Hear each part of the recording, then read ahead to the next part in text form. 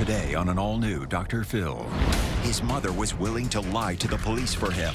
Can I tell you why? Do I look like I care why? His girlfriend covers for him too. He's punched you in the face. It was not in front of the kids. Oh, okay, I'm sorry. I lied. With so much deception, Why did you tell your mother you had a restraining order against her when in fact you don't? can they handle the truth? I promise you, I'm going to tell you some things today that you don't want to hear. Today's going to be a changing day in your life. You've never had anybody working harder to bring you to the threshold of change than right now.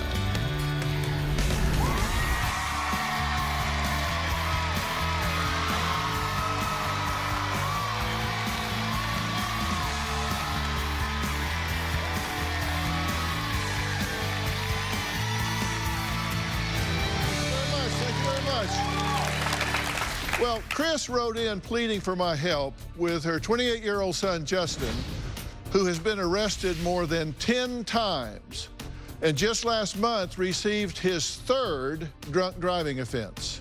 Now, Chris claims Justin is verbally and physically abusive towards his girlfriend, Hannah, and worries about the safety of their two small children. Take a look. My son Justin is angry, he's an alcoholic, and he's addicted to marijuana. He has very real mental illness. When he does drink, his personality changes and he scares me. Justin and his girlfriend are so out of control that I fear for the safety of them and for my grandchildren. Justin and Hannah fight daily. Yesterday, when we were getting ready for all this stuff, everything I did was, I'm a. When Justin gets angry, he gets very close in your face. He will say, "What are you gonna do about it? What are you gonna do about it?" You know, like he'll puff up. Justin has been arrested at least 12 times for drunk driving, possession of marijuana, assault on a police officer, a nurse, assault on me. I think the safest place for Justin is jail. Justin and Hannah are not healthy enough at this time to raise their children. Their children have gone without formula and diapers. Their house is messy. The kids aren't bathed as often as they should be. I am 100% sure that Justin is emotionally and verbally abusive to Hannah. I am 90% sure that he's physically abusive. He has put his hands on her and given her a black eye. A month ago, Justin was arrested for drunk driving. I asked Hannah, if you got your kids taken away from you due to Justin's behavior and drinking, would that be enough for you to leave them? After that, they filed a restraining order against me. I don't think Justin and Hannah should be together at all. I fear that Justin could take his own life, my grandchildren's life, and he could even take Hannah's life. Okay, I'm glad you're here. Tell me about the children that are in the home with Justin and Hannah. There are two children in the home? There's two kids in the home. 4 and 1? 4 and 1. They're in the home in the midst of all this chaos. Yes. And you know that. Yes. And you've done what about it? I'd have to say not enough and not much. Okay, so you're either part of the problem or you're part of the solution, and it seems to me you're part of the problem because you're not doing anything about it.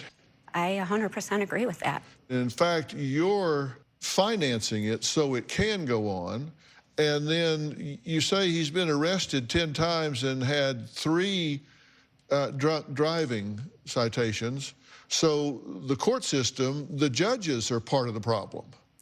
They're not holding him accountable. They're turning him back out, letting him continue to drive. No, no.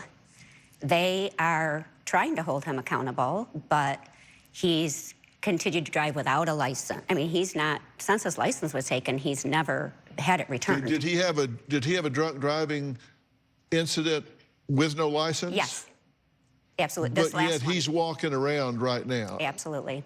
Okay, so how are the judges not part of the problem? Because I would put his ass under the jail. 100. Now, Chris says she hasn't talked to Justin or the grandchildren for 3 weeks, so you don't know what's going on, I have right? no idea. No idea. Okay. Now, supposedly, he filed a restraining order on you. Yes. Have you seen it? Nope. Have you called the court to verify it? Nope. He just told you. Yep. And so you're behaving in accordance as you would if there was a restraining order.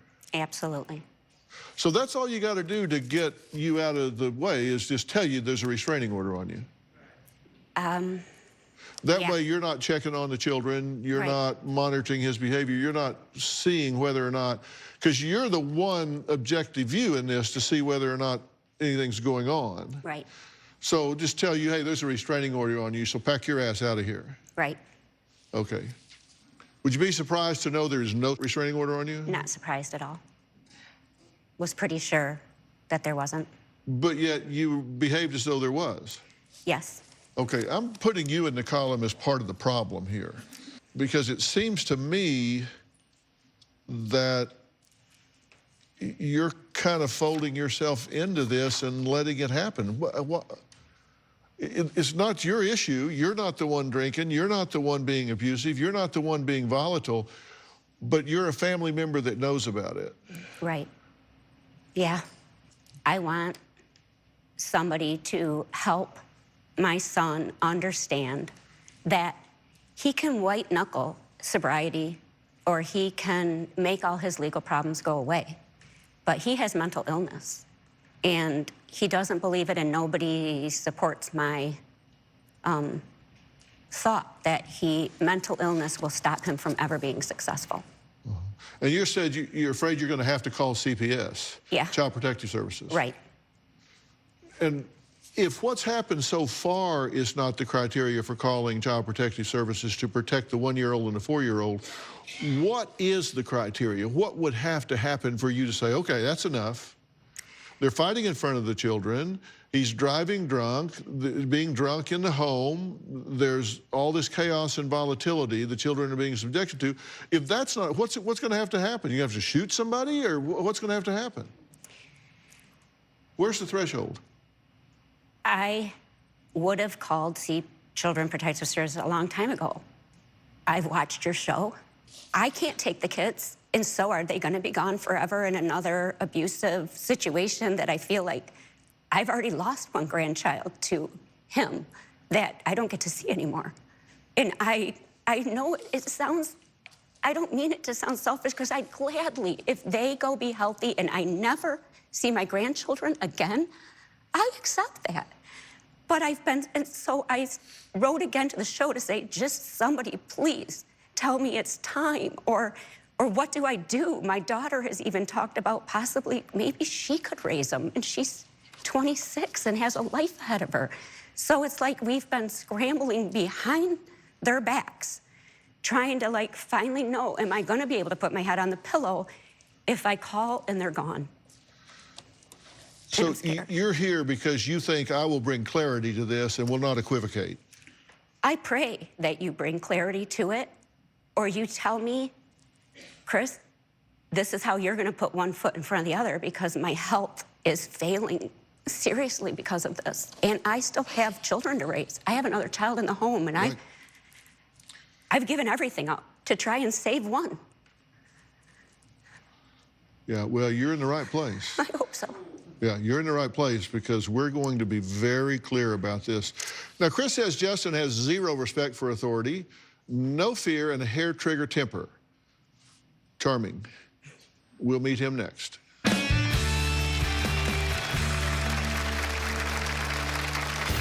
My problems in my relationship with Hannah are no different than any 28 and 25-year-old that have a kid. So there was 1 or 2 times where it got physical. When she's calling me a psychopath or something like that, I kind of lose it. Justin has had mental illness since he was a toddler. Justin was diagnosed with ADHD in 4th grade and at age 19 with bipolar. Justin swings from a pendulum. He's very go, go, go, and then I won't hear from him. Every couple of months, I can tell Justin is about to have an episode. Something does happen, and it's usually catastrophic. He tried to slit his wrists another time. He drove a car straight into a tree and was lucky to survive that.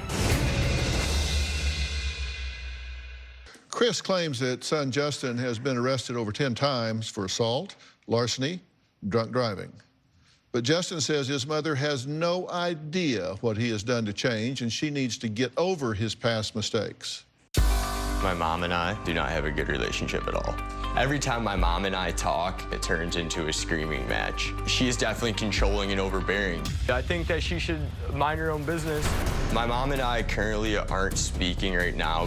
He was arrested for drunk driving, and I didn't help him. She said, "Sometimes I feel like you just weren't my son anymore." I told my mom that I had a restraining order on her because she texted Hannah that she needed to leave me, and I knew if I threatened her with the police that she would back off. My problems in my relationship with Hannah are no different than any 28 and 25-year-old that have a kid. I come in the house, the kids are screaming, everything seems like it's going crazy, and next thing you know, it's me and her are going at each other. When Hannah and I start to argue, it escalates pretty quickly. If we're in the vehicle and arguing, she starts driving like a pissed off teenager. I'm telling you to slow down, chill, it's not a big deal, and you're not listening to me. So there was 1 or 2 times where it got physical. The first time we were both pretty drunk. I shoved her and she swung at me and I think I hit her back. That's not like a thing in our relationship. When she's calling me a psychopath or something like that, I kind of lose it. When I get angry, I'll either get really loud or get really nasty with my tone. Like, if this interview went bad, I would be like, I'm done, and just get up and walk out. And once that happened, there would be no getting me back in this room. Okay, so you think you have an anger problem? Absolutely. Okay, and you think you have an alcohol problem? Yes. Okay, and this is not past, this is current. You have that problem today. Yes, I've been working on it, you know, since I got arrested for my second DUI. I've been completely sober, and it's a decision that I've made for myself, not anyone else. Like, in the past, I've always thought that I had to be sober for the courts, or I had to be sober for other people. And this is a decision that I made at this point in my life, that I need to do this for myself so I can be there for my kids, for my girlfriend, for my family. What gives you the right to get drunk and operate a 5,000-pound vehicle on the public roads where I go, my grandchildren go, all of these people go with their kids, and you're out drunk driving a 5,000-pound unguided missile? What gives you the right to do that? I don't have the right to do that. But you do it. And I did, and it's not something I'm proud of. But what do you say to yourself at the time that gives you, in your head, the right to do it? At the time, I need to get home to my girlfriend and my family. My kids are at home, and I need to make sure that I'm there to take care of them, and that alcohol makes it just easier to make that situation. When I'm not sober, it's very easy when you're drinking to let those morals go that you know so well. So you realize it impairs your judgment? Absolutely. You said at the end of this tape piece here, you said, like, for example, rage, my anger, like if I got upset that this interview didn't go the way I wanted it to, or I was upset about, I would leave and it would be no getting me back. Yes, you said that like you were proud of it. No, it's just I know myself very well, and I'm a very headstrong person. Like, what it would end up Because I promise to. you, I'm going to tell you some things today that you don't want to hear. I'm sure of it, you know, and that I need it. So why did you tell your mother you had a restraining order against her when in fact you don't? Because, as she's always done in my life, she sabotaged all my relationships. I don't also need the stress of my own mother texting my girlfriend behind my back, telling her to leave me, when that's not something that hasn't even been on the table. I think she enables you terribly. In 2009, you took the fall for alcohol in the car. I tried to. I told them before they ever got to the car, because I didn't want them to get arrested, tell them it's mine. I did.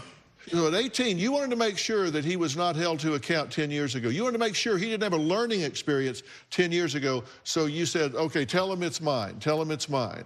Can I tell you why? No. Okay. There is no why. Are you kidding me? You're going to tell me why?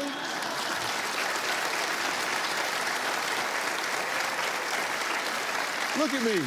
Do I look like I care why you tried to keep him from being held to account for his bad behavior? No. The past 12 years, you spent $60,000 to $70,000 on him. Yep. Okay, because he had to have that because he wasn't being functional enough in his own life that he was falling $60,000 or $70,000 short. Right. So you pony up the money. He's totaled multiple cars. Who bought him replacement cars? Me. You've paid bills, rent, medical, grocery, phone, all of that because he's not stepping up and earning his own way through. You mean well. I thought. Yeah. But what's the outcome? What's the result? Not good, right? Oh, no. Chris says she knows Justin has been physically violent with his girlfriend because she's seen the pictures. Well, we're going to meet her when we come back because let me tell you, she's no angel in this either. We'll be right back.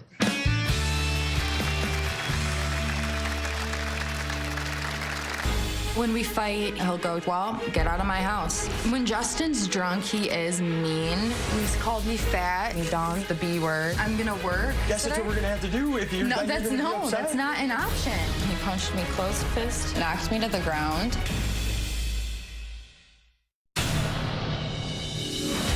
I've been an enabler to Justin's behavior his entire life. I've defended, protected. I've done every wrong thing rather than correct his behavior. If my mom grounded me, you know, I'd laugh. Like, there's no way I'm not gonna go out with my friends. If I came home and was like, Mom, I'm going to the movies, she would be like, well, here's $10. I'd be like, $10 isn't gonna cut it. And she'd be like, okay, here's 40. Every time that Justin's gotten into trouble, we've bailed him out. We've paid lawyer fees, rent, food, cars. In the last year, I have spent probably $20,000 on Justin and Hannah. I had to put my son above everybody else because I was always in crisis mode with him. Well, Chris has been trying to get Justin's girlfriend, Hannah, to leave him. He can hit rock bottom on his own, but she says she's not going anywhere. Take a look. I'm always walking on eggshells when I'm, you know, with Justin. Anything that I say could easily trigger him. I feel like I'm micromanaged. When I'm micromanaged, I get angry. When Justin gets angry, we want to stay out of his way. When we fight, he'll go, well, get out of my house. The main issue is just his drinking. He gets completely out of control when he does get angry and he's drunk, and it's terrifying. When Justin's drunk, he is mean. He's called me fat. He's called me dumb. He's called me the B word. He would go to the bar almost every night. He wouldn't come home until 2 in the morning. When Justin and I drink, we get that liquid courage. It turns explosive pretty quickly. I'm with them every day. You get a break. Justin is verbally and emotionally abusive towards me. When Justin punched me, he punched me closed fist. It was pretty powerful. It knocked me to the ground. I got up and then I just continued arguing. Justin and I fight over how much he's away from the house. He coaches soccer, bowls. He'll choose a day to go golfing. It does make me feel abandoned. I feel like I have most of the responsibility when it comes to the kids. You can't but put then all what? that stuff on me. I'm gonna work 40 hours a week just to hand my money over to I mean, I guess that's what we're gonna have to do if you're. that's not an option. His mom, Chris, was adamant in getting me to leave him. She's already left me once. If she does it again, yeah, it will hurt, but it's not gonna kill me. Since Justin had gotten the OWI, he has caused me more work, financially and physically. Justin has court fees, his lawyer fees. Financially, we have nothing. I am mad at Justin that this has happened. I feel like our life is in just complete chaos right now. Describe the chaos, Hannah. There's arguing all the time. I feel chaos in my own head. You know, I'm speaking, you know, from me. I just feel like when we fight, you know, everything gets so like jumbled and I don't know how to fix it or like where to go from there. Are you in love with Justin? I am very much. And think about this for a minute, because sometimes you wind up with not Mr. Right, but Mr. Right now. It's just kind of who's there. Are you in love with her? Absolutely. So you two actually have a positive regard for each other? Absolutely. I would never say a bad word about him, unless it's to his face. Yeah, and you say a lot of those. I know. So you actually love each other. You have positive regard for each other. Yeah. So Definitely. you want to stay together? Yes, 100%. He's punched you in the face. Mm-hmm. I'm not proud of it, you know. That's something I think about every day. It's something that hurts me a lot. These are the black eyes, and one is 12/23/18, so this is right before Christmas Eve. Merry Christmas. And then 4/6/19. You have another black eye. Those pictures are from the same incident. No? It's different eyes. This is all news to me. You're the poster child for excuses for allowing this to continue. I don't feel like I'm a victim.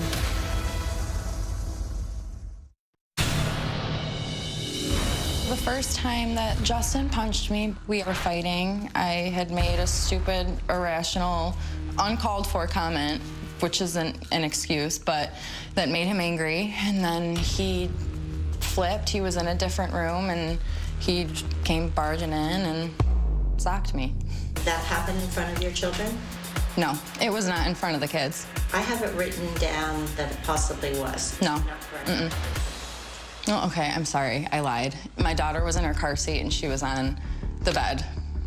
And I'm sorry, I just don't want him to get in trouble. But yeah, my daughter was there. She was sitting on, on her bed and strapped in her car seat. Sorry, Dr. Phil, I'm so sorry. I just don't want to lie to him. Why did you lie? What are you afraid of? I lied because I don't want...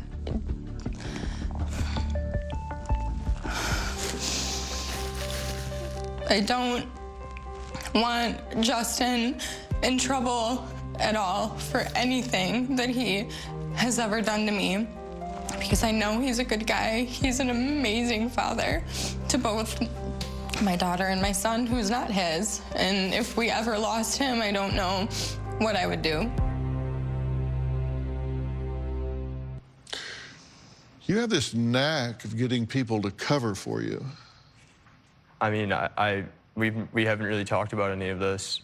This has all been like, you know, this is all news to me. You know, my wife, Robin, is really devoted much of her adult life to the fight against domestic violence. This is very, very important to her. So much so that she developed an entire curriculum called the Aspire Initiative. And it's taught in schools, it's used in churches, individuals can use it. She even created something called the Aspire app, which has been downloaded over 1 million times, that has saved people's lives because it's a way to call for help instantaneously. And one of the things that she does in the Aspire app is talk about what does constitute abuse. And she identifies the reasons people give to justify staying. It was my fault. I got him mad. Robin, that's probably the number one, right? I brought it on, I provoked it. Yes, yes, they either convince themselves or the abuser convinces them of that. Yes, that's the number one reason. He apologized, promised it wouldn't happen again. It doesn't happen all the time. I know he loves me and I love him. We have a lot of great times together. I don't want to leave because of the children. I don't have a job. Nobody else wants me. I'm afraid if I leave, he will kill me. It's like listening to like a voice recording. I mean, besides the last one. Well, interestingly, we did a comparison. Of course you did. It was my fault I got him mad. You said, I said some asinine thing. He apologized, promised it wouldn't happen again. Next day, he couldn't look at me. He felt so bad, he knows it was wrong. It doesn't happen all the time. Has only happened twice. I know he loves me and I love him. I love him. I don't want to leave him. We have a lot of great times together. Well, really not applicable here. I don't want to leave because of the children. He's the best dad I could ever ask for. I don't have a job. You say, I'm financially dependent on him. No one else wants me. I have a horrible fear of abandonment. It's like you're the poster child for excuses for allowing this to continue. I don't feel like I'm a victim of domestic violence. I'm just gonna stop talking because I'm just gonna go into those excuses. You never put your hands on a woman in anger for any reason, I don't care what. Absolutely. In Chris's past history with men, Is this partially to blame for Justin's dangerous, rageful behavior? We'll talk about that next.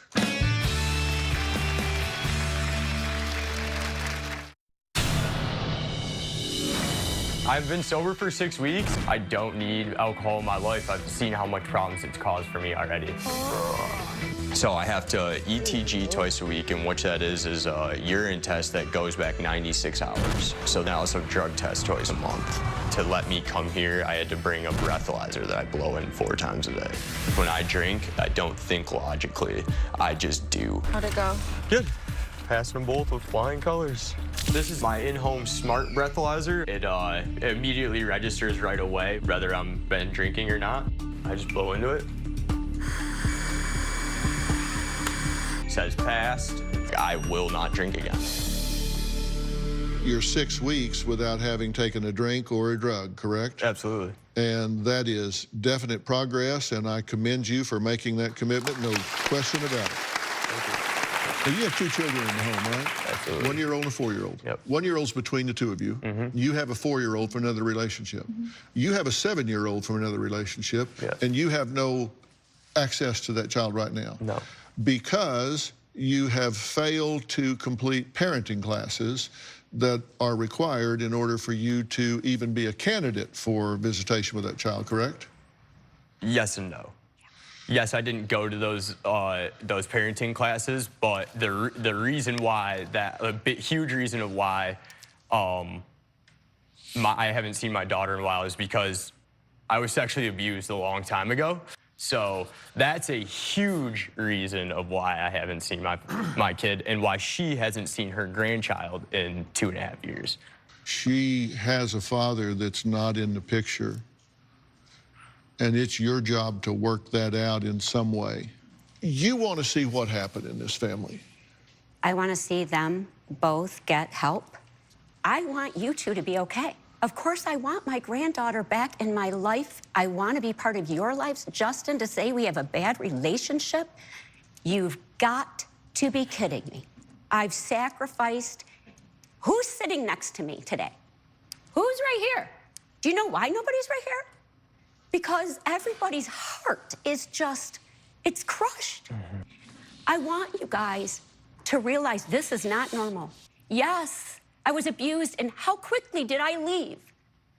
The first time it happened in front of you is the first time I left and the last time I left. The next person went like this to you in the mouth.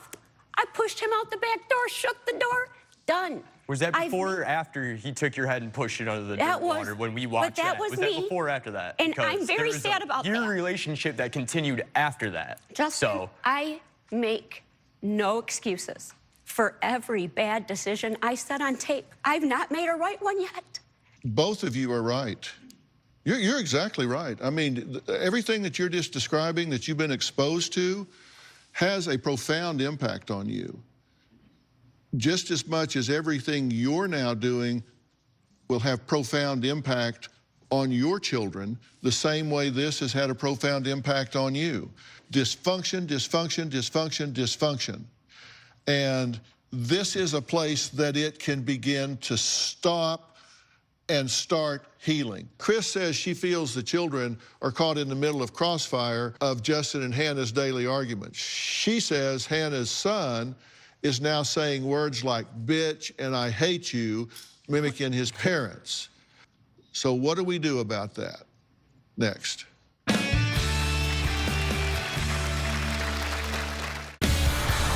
Season 18 is underway. All we need is you. If you're going to be in the Los Angeles area and want to watch a live taping, visit drphil.com and click tickets. Tickets are free, and I hope to see you soon. I think that the 4-year-old has been abused by Justin. I have seen prints on his face that look like somebody squeezed his face. I have never been physical with my children. When I asked my grandson what happened, he told me that my son grabbed his face. My son and Hannah told me that a dog must have done it. The 4-year-old has told me that he hates me and that I'm a the 4-year-old is mimicking his parents. We do get into screaming matches in front of our baby. We have been starting to notice that her first reaction is to just scream and yet like a blood-curdling scream at the top of her lungs. I can't help but feel guilty for putting her in that environment to begin with. They just wanted to argue about what was said by a child or not said by a child. I don't want to talk about topics. The issue is, are these children living in a toxic environment? Definitely the arguing, but I've never put my hands on my kids. I will take a lie detector test. I will take that to my grave. And that is... I have never touched my children, and that is not something that I'm going to be put into that class. Are they in a toxic environment? Yes. With us, screaming at each other, it's not okay, and we need help. But those kids have never been abused, ever. She's not saying they have been physically abused. She's saying what the children are reporting. And the children are being abused. They're just not being physically abused. And I can agree with that. Yeah, and that's... Well, all right, I'll tell you what. Joining us is Dr. Charles Sophie, who is on the Dr. Phil Advisory Board, and he is board certified in 3 clinical specialties: adult psychiatry, child and adolescent psychiatry, and family practice. He also happens to be the medical director for the Department of Child and Family Services here in Los Angeles, which is the largest agency in the country. Dr. Sophie, you've been listening to everything that we've been talking about here. What do you have to say? I'm really, really sad for your kids. I mean, you don't understand. Brains grow a certain way, and when they hear a scream, the brain changes in its growth. So imagine all the screams and all of the abuse and all of the feelings that these kids have. How do you think your daughter feels sitting strapped in a chair watching her mother being hit? That's hitting her brain. That's changing the way she's going to develop. You've already done the damage. So continue it, and you're going to really be sorry. There's been a lot of research about children who grow up in violent environments, and I made a list. These are all things that we see in the lives of children that have grown up in volatile environments. Are you not a perfect example? That's what I was just going to say. I mean, if you look at this list right here, I mean, besides 1 or 2 of those, I'm every single one of them. I do want to give you concentrated, intensive help. And I've asked somebody here today, and this is Brooke, by the way. Brooke, say hello. Brooke is from New Method Wellness, which is a substance abuse treatment center located in an oceanfront San Juan Capistrano community. It provides an array of treatment programs that are catered to each client's needs. It is a dual diagnosis treatment center that takes a very holistic therapeutic approach. Brooke, correct? Yeah, absolutely. And Justin, one of the things I really want you to hear is this is going to involve everybody. It's going to involve your mom. It's going to involve your girlfriend. We're going to put a big emphasis on that. We're going to have you fully assessed and diagnosed appropriately, possibly for the first time in your life. So I'm very, very grateful to hear at the beginning, Justin, that you said that you want to grow as a human. So let us be your fertilizer. Let's grow together. Absolutely. Thank you for your time. Absolutely. So this is not about throwing you under the bus. It's about pulling you out from under the bus. Will you take this help? Absolutely. Fair Thank enough? you, Dr. Phil. Absolutely.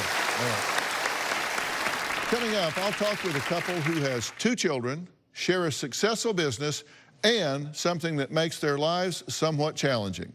We'll hear their story next. My next guests, Tara and DJ, have been married for 14 years and have 2 children, ages 9 and 4. DJ works as a mental health counselor while Tara manages his successful practice. But they also share something else that can make life a bit challenging. Take a look. Having a spouse that suffers from anxiety is challenging because our anxiety feeds off of each other.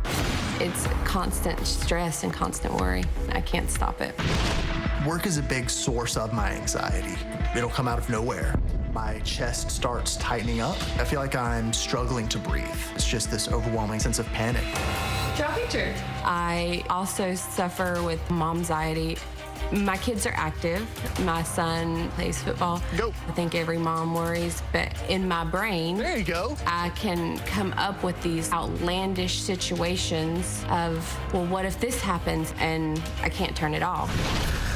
Flying for me is therapeutic. There's no room for any of the anxiety from work or life or anything else.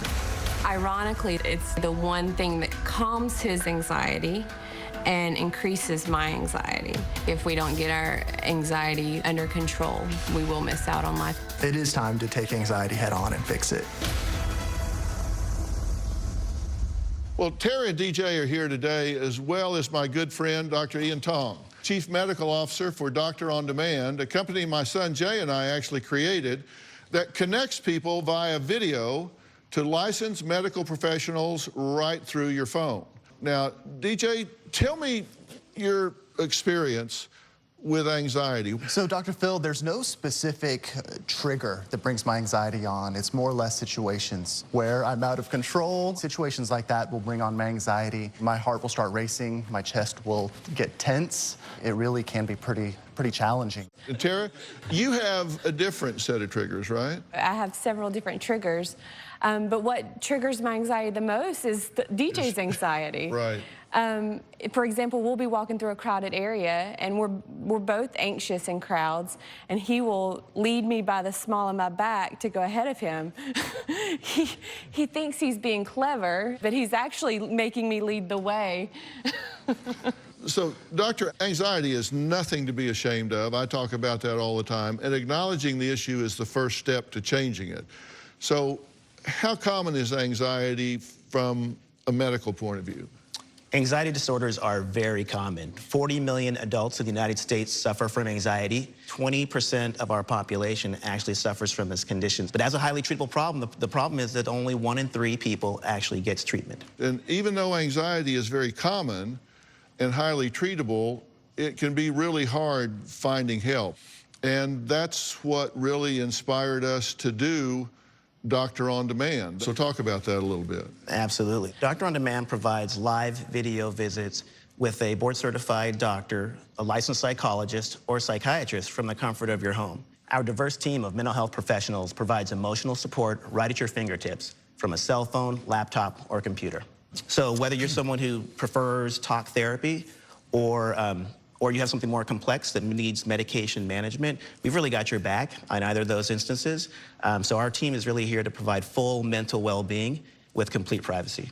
And, you know, Doctor on Demand is so easy to use. In fact, DJ, you've used the app before, right? I have used the Doctor on Demand app before. Tara and I were on vacation, and I contracted pink eye. We dialed Doctor on Demand, and the doctor used the video chat feature to take a look at my eye. Right. She confirmed the pink eye diagnosis. She called in a prescription, and we were able to begin treatment that night. It really did save our vacation, and I can't believe we haven't thought about using Doctor on Demand for our anxiety. Yeah, well, we're going to talk about how you can do that. Most people don't realize that you can come to Doctor on Demand with mental health concerns, right? That's right. We started this so that patients could get access to this from their homes. So you think you'll give it a shot? Of course. I love the idea of having the flexibility of speaking with a healthcare professional straight from our home. I'm excited to see how Doctor on Demand can help me with my anxiety. Yeah, well, that's great to hear. And Doctor on Demand is covered by many health plans and employers nationwide. So if you're dealing with anxiety, depression, or other behavioral health issues, think about Doctor on Demand. And Dr. Ian, where can people find out more information? Well, they can just go to our website at drondemand.com, or that you can download us very easily on the Apple iTunes Store or Google Play Store. Just download our app. Good. I want to thank all of my guests today, and a special thanks to Dr. Ian Tong. Before I go, I wanted to share a tweet I received from Hannah. She wrote, "I don't know who likes watching Dr. Phil more, me or my 6-month-old. Her eyes don't leave the TV." So, well, I'm happy to hear it. I'll take him at all ages. We've been on 18 years, so before long, she'll have a 6-month-old sitting next to her. I really love hearing from you all on social media, so keep the comments coming. You can find me on Instagram, Facebook, Twitter. We'll see you next time.